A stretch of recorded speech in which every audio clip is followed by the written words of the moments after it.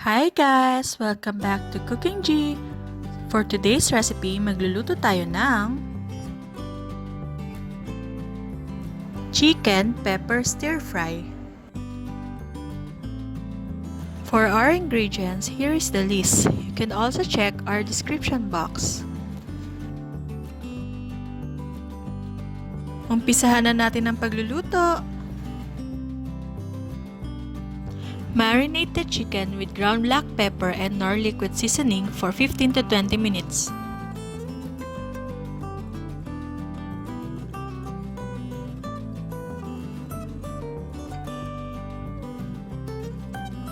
Heat oil in a pan. Saute garlic, onion, and bell pepper until the aroma comes out.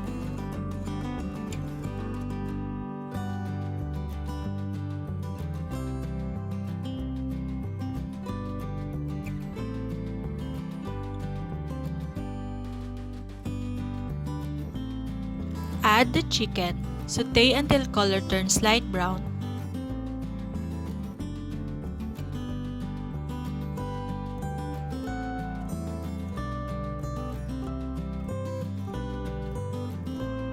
You can add more Knorr Liquid Seasoning to taste, then mix it well.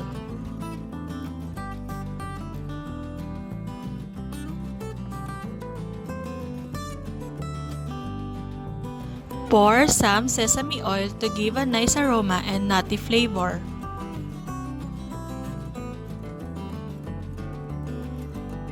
Sprinkle some sesame seeds, then mix it.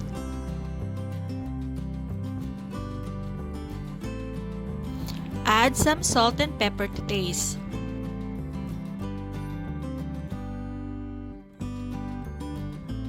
Luto na! Share it with your family and loved ones.